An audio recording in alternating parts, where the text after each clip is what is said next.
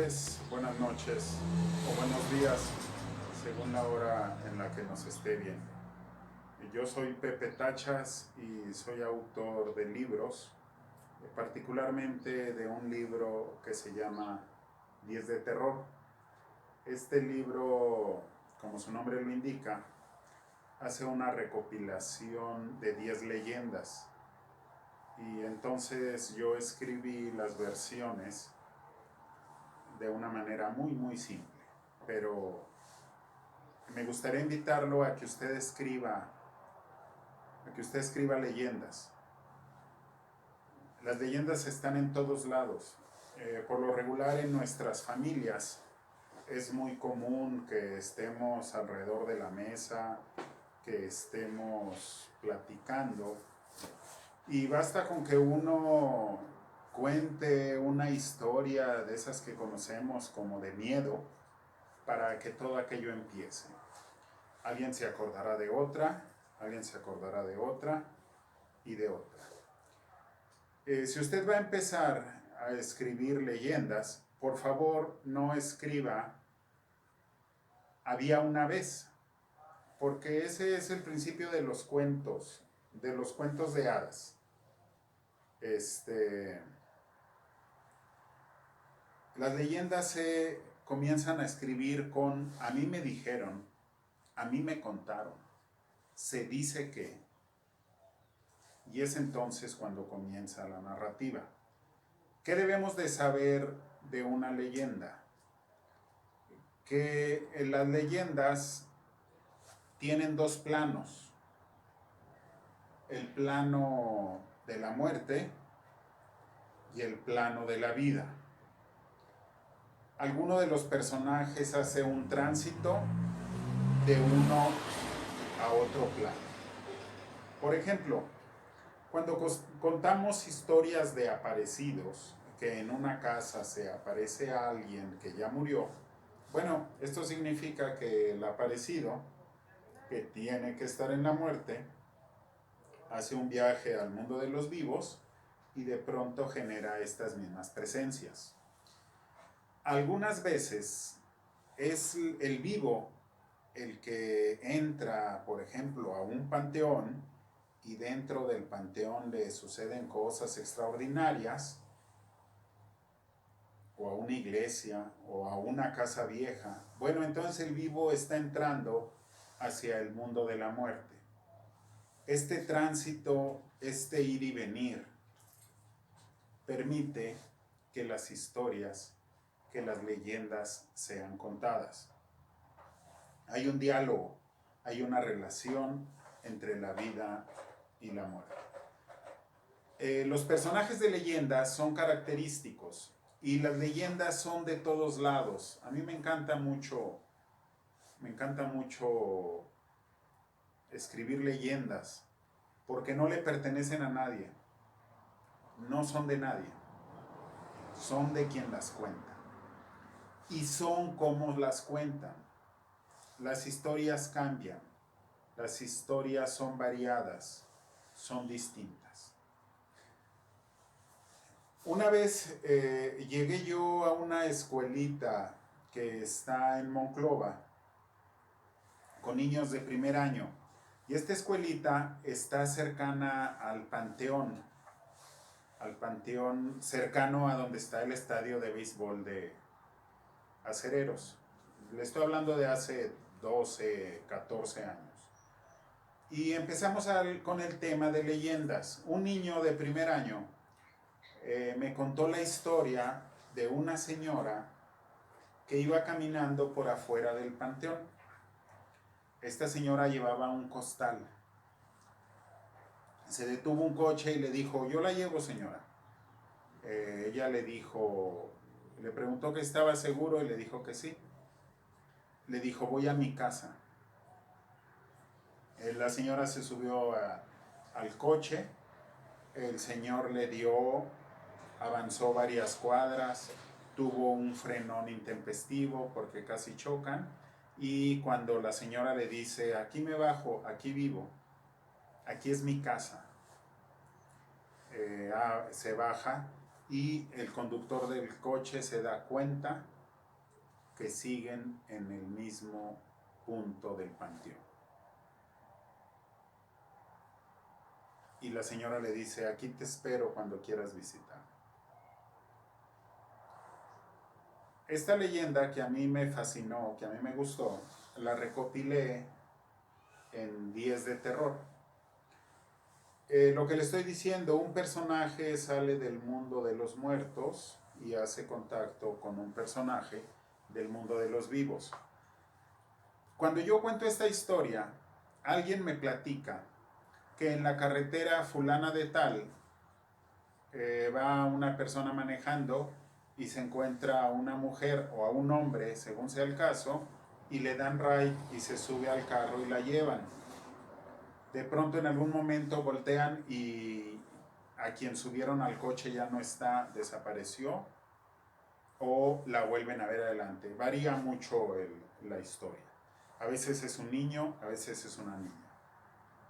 Cuando yo cuento esta historia me dicen, sí, eso sucede en la carretera 57, pasando el entronque de Allende rumbo a Nava. Y luego me dicen que no, que eso sucede acá cercano a Nadadores. Y luego me dicen que no, que eso sucede en el camino de Torreón, en la carretera de Torreón a Viesca. Y luego me dicen que no, me dicen que sucede en la serranía de Arteaga. Y si cambio a otro estado, también en otro estado tienen esa misma leyenda, esa particularidad. Bueno, yo tengo aquí una leyendita que se llama El Niño del Convento. Y el Niño del Convento recrea esa leyenda que es de todos lados. El muerto que sube a un coche para llevarlo a un lado y de pronto el vivo que va manejando el coche se da cuenta que ya está muerto.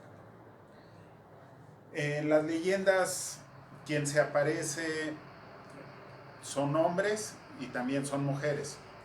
Es muy común la historia, sobre todo en las ciudades estas del norte del país, en las que se aparece una novia cercanas las 12 de la noche. Las 12 de la noche es un punto muy importante, fundamental para contar estas historias. A la hora en que el reloj junta las dos manecillas, a las 12 de la noche, parece que se abre un portal mágico que permite el movimiento entre uno y otro mundo. Bueno, a las 12 de la noche alguien va y ve a una mujer vestida de blanco. Resulta que es una novia que está esperando a su esposo. Esta persona que la ve por lo regular es un borracho. Ahorita hablaremos de este tema.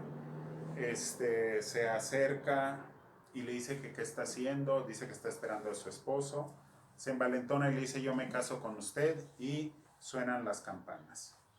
Aparentemente se casan, le da un beso a esta novia y de pronto cuando le va a dar el beso descubre que tiene el rostro de calavera, es decir, está muerta. Se conoce como la novia de la muerte.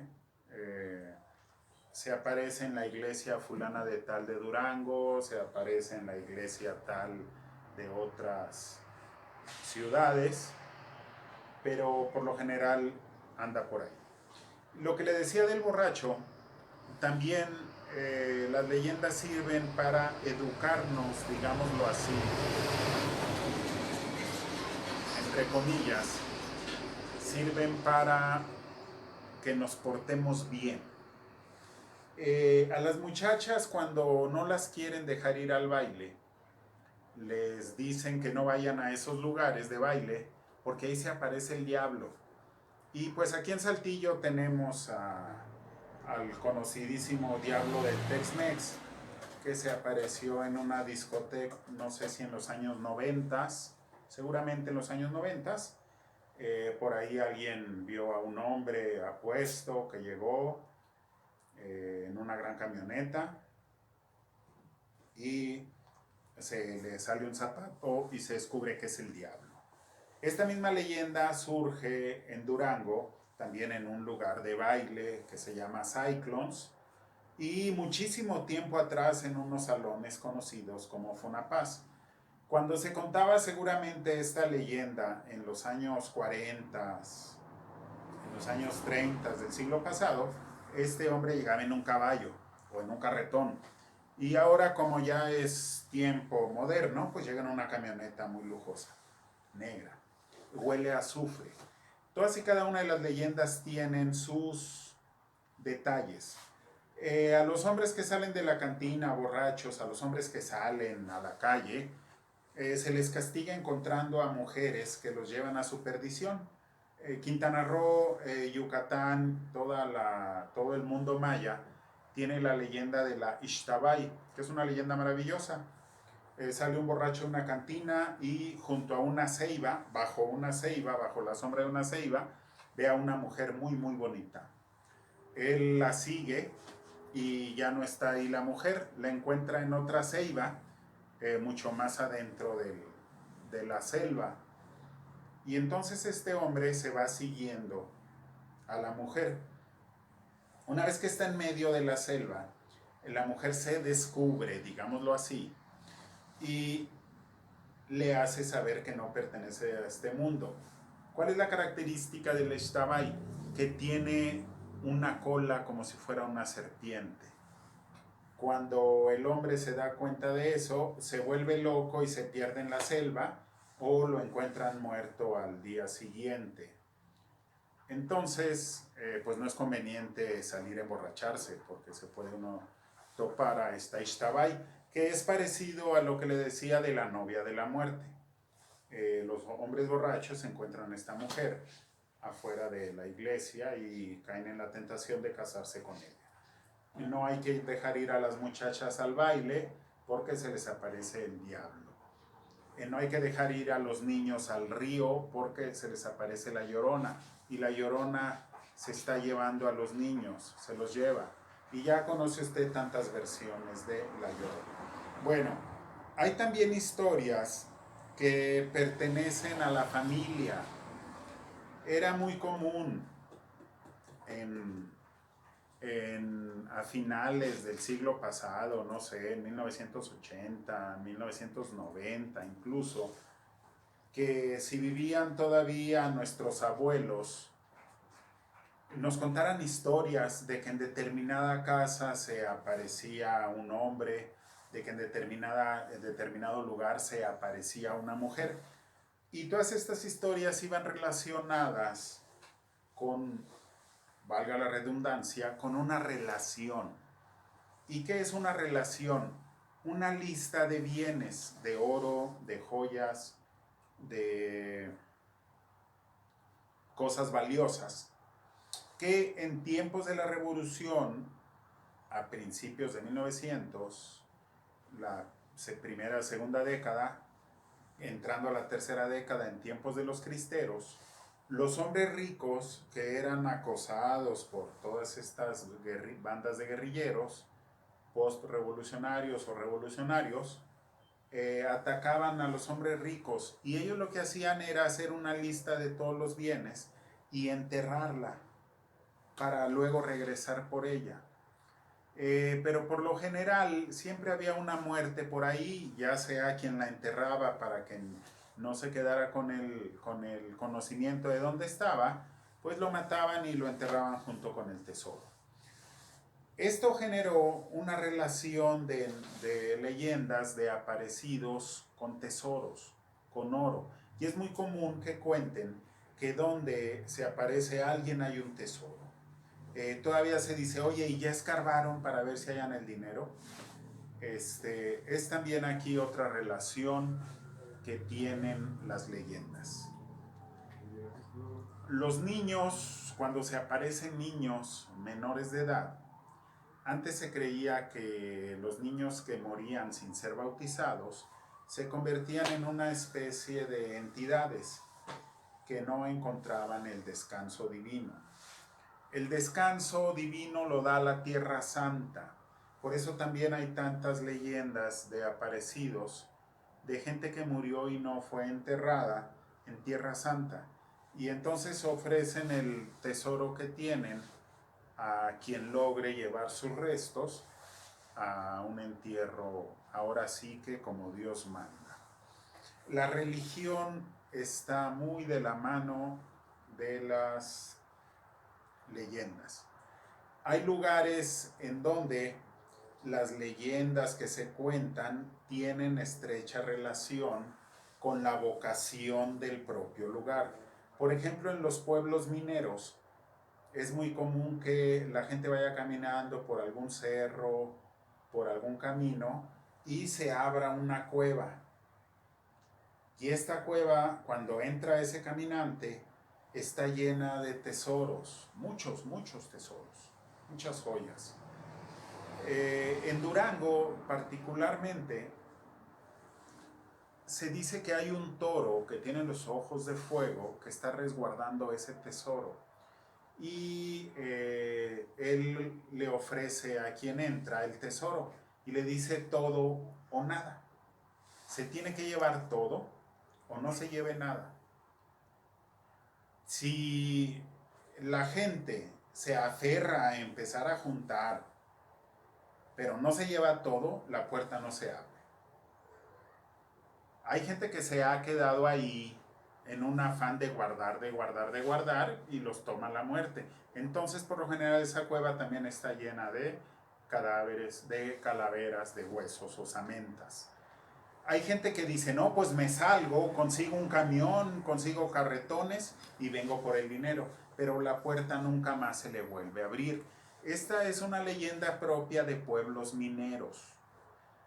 Creo que Saltillo tiene una leyenda de que se escuchan unos carretones por la calle de Hidalgo y Ramón Corona, más o menos ahí por donde está la escuela Miguel López, por donde está la iglesia, por ahí se escuchan carretones. Bueno, según tengo entendido yo, ahí fue un sitio en donde en los años 50, poco antes, poco después del siglo pasado, ahí eran caballerizas de carretoneros que llevaban a la gente a cambiarse de casa cuando había que acarrear algo de un lugar a otro.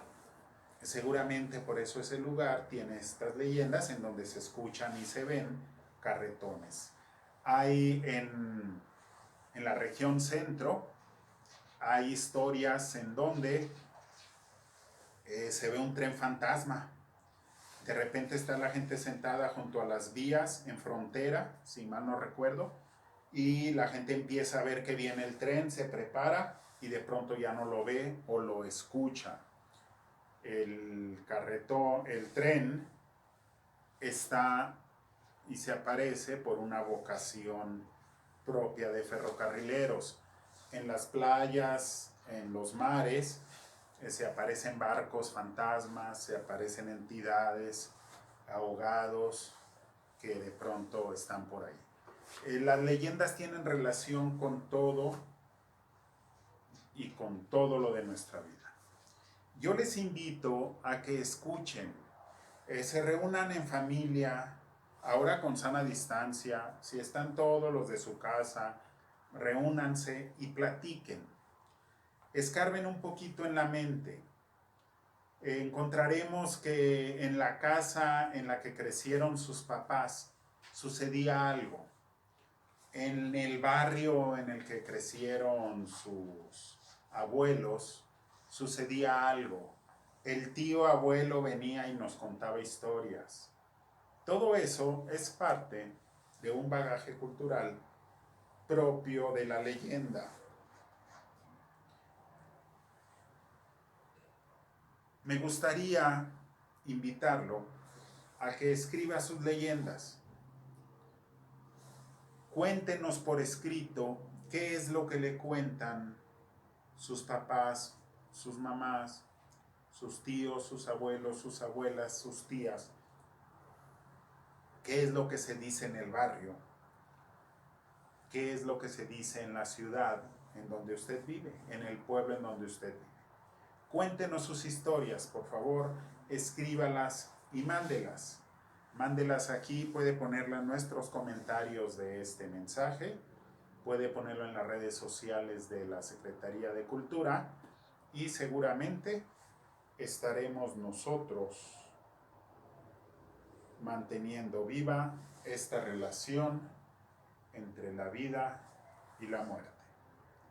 Esta relación entre la muerte y la vida que también hemos sabido llevar los mexicanos. Yo soy Pepe Tachas, este es mi libro 10 de terror y espero que usted tenga sus propias leyendas por contar. Gracias.